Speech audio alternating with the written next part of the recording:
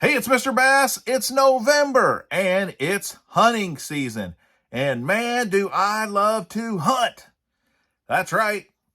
I love hunting fish. Yes, I am a bass fisherman and I still fish all through the fall, and I do not hunt. That was a joke. I don't have anything against hunting, but I would much rather be fishing, and so I continue to fish all through the fall. And November is one of those months where water temps are starting to fall. So I went out fishing yesterday. Water temps were right at 60 degrees. If I went back in the pockets, I could even get a couple of degrees above 60. Out on the main lake, it was a little cooler. I'm in the Ozarks, and in the Ozarks this time of year, this is kind of the beginning of the transition. So as you may remember back when I was talking in September, when you move from September to October, they're moving around a lot. But the bass, they're still chasing the shad, most likely. That's what they're doing. They're chasing the shad, chasing those bait balls.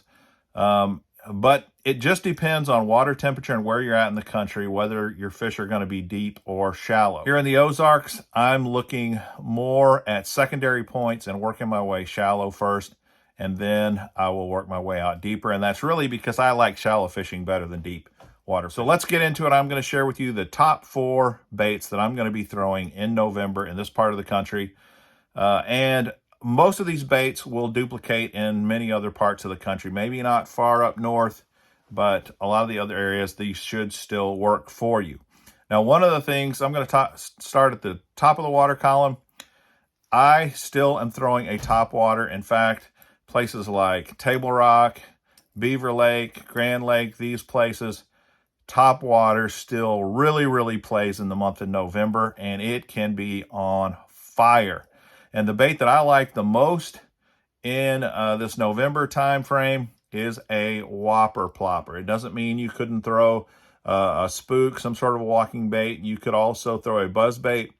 But for me, for some reason, even though the fish have gotten used to whopper ploppers, they just seem to shine in the month of November here where I live.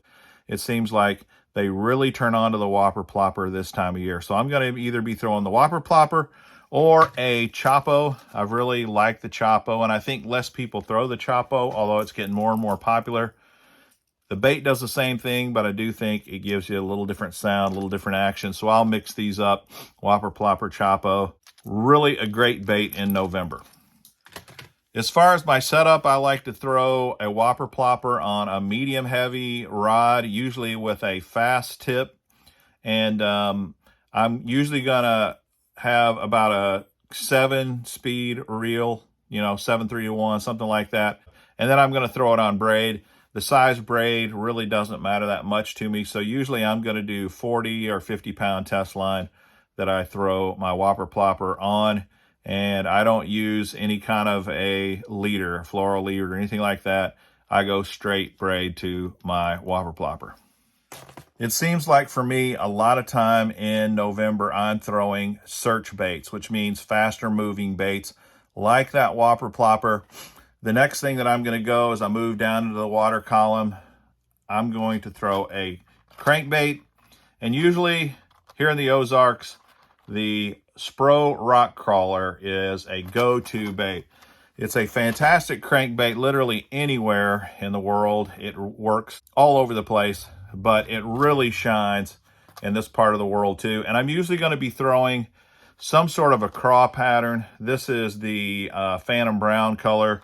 Here's another crawdad type pattern. I think they might call this mud bug or something. It's got a little pink on the bottom and crawdad color. That's a great bait. I also will throw just a good old wigglewort. The wigglewort really does the same thing that the rock crawler does. I like to mix them up because they do have a little different action. One will dive a little deeper than the other. I really enjoy throwing the good old rock crawler or wigglewort this time of year. If you don't have rock crawlers or wiggleworts, you can break out any kind of a crankbait. That DT6 is also a great bait that I like to throw this time of year. Either way, you're probably not going to be disappointed throwing a crankbait, especially when the water temps are still in the 60s to the 50s. As it goes below the 50s, then you're going to have to start going to more of a flat-sided crankbait probably, Although a rock crawler and wigglewort works great in really cold water, in the 40-degree temperature waters, you just got to fish it super, super slow. Okay, my crankbaits I like to throw on 30-pound braid with a softer tipped crankbait rod. Generally speaking, I still like a glass rod or a glass graphite combo rod for throwing crankbaits. And I really like that moderate tip, because especially if I use braid, because if you don't, you're going to jerk those hooks out of your fish's mouth. You're going to lose fish. But generally speaking, that's what I like to throw a crankbait on. So when I've located those fish, I know they're out in that deeper water around shad or bait balls, those kind of things. I'm breaking out the jerkbait, especially as that water temperature creeps down. Once I hit 50 degrees, I'm throwing this a lot, for sure. I love the Megabass Vision 110. This is one of my all-time favorite colors. This is the table rock color. And if they're a little deeper, you know, then I'm going to throw the 110 plus 1. These two bad boys are where it's at for me. And jerk baits around this part of the world, I like to throw it on 8-pound test fluorocarbon. I will use a bait casting rod made especially for jerk baits. And I usually throw it with a little higher speed reel to take up slack line when they hit the fish.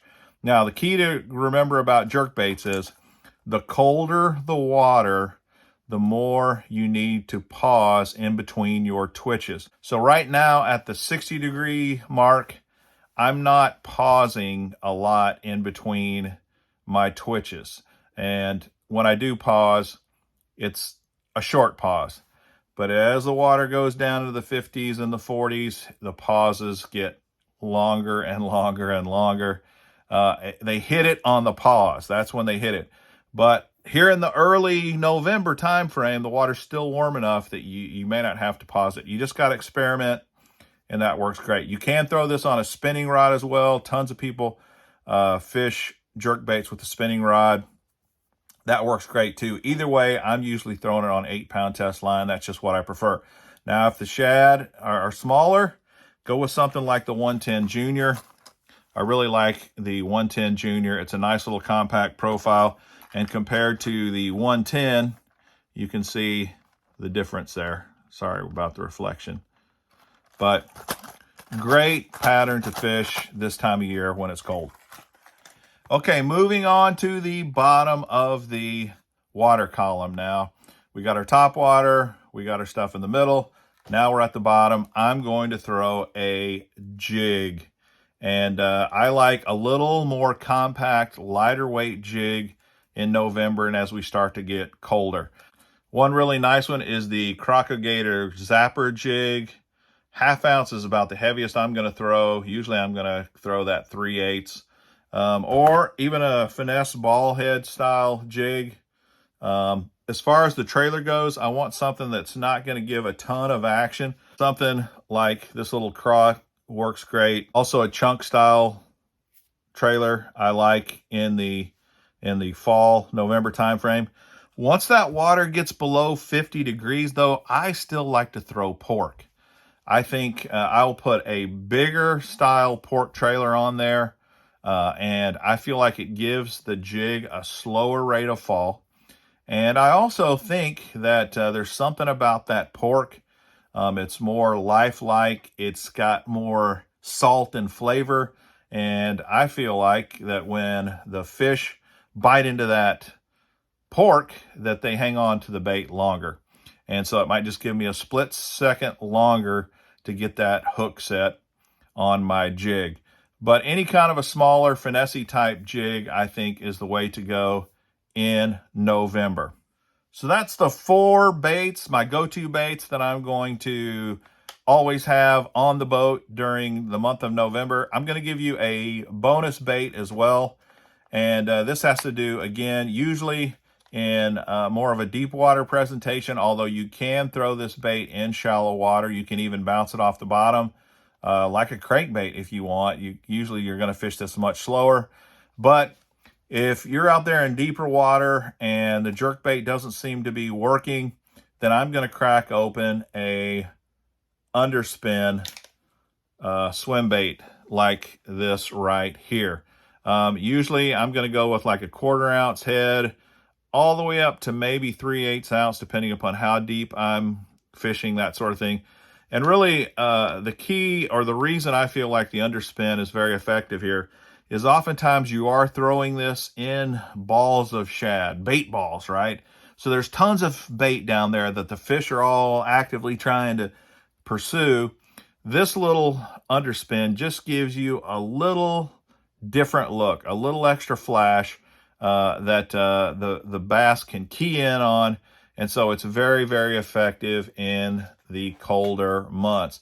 Now, the actual swim bait I got on here is a Storm Largo shad. I'm a little late to the party on the Largo shad. I literally just started fishing this year, and I've been really, really impressed with how great of a bait it is. It just is a great swimming bait. It's a great fishing bait, and the fish absolutely crush it. So I've got a little 3-inch on here, and that's going to be my go-to bait. You could also put you a small fluke style bait if you didn't want a paddle tail. You know, you could go the kind of the twin tails. But I usually am going to start with a little paddle tail, like a little Kitech or this Largo shad. I really like that. Now, if you don't want to go with an underspin for some reason, then just put it on a regular old jig head, just like this. This is the Jig Master's Perfected Swim Bait Sled Head, 1/4 ounce. Again, 1/4 ounce is usually where I start. Sometimes I'll go 1/8, but that's really only if I'm fishing it much more shallow. As far as my setup, I usually throw this on a spinning rod, and usually medium to medium light spinning rod. And I kind of like the 8-pound test, but you can go up as much as 12-pound test fluorocarbon. I'm usually going to stay 8 to 10-pound test line is what I'm gonna fish this with on a spinning rod. All right, that's going to do it. That's my 4+1 bonus bait for the month of November. I really hope this was helpful. I hope you enjoyed it. If so, please smash the like button, subscribe to the channel, would greatly be appreciated. And I hope you have a great month of fishing in November. This is Mr. Bass. Happy fishing!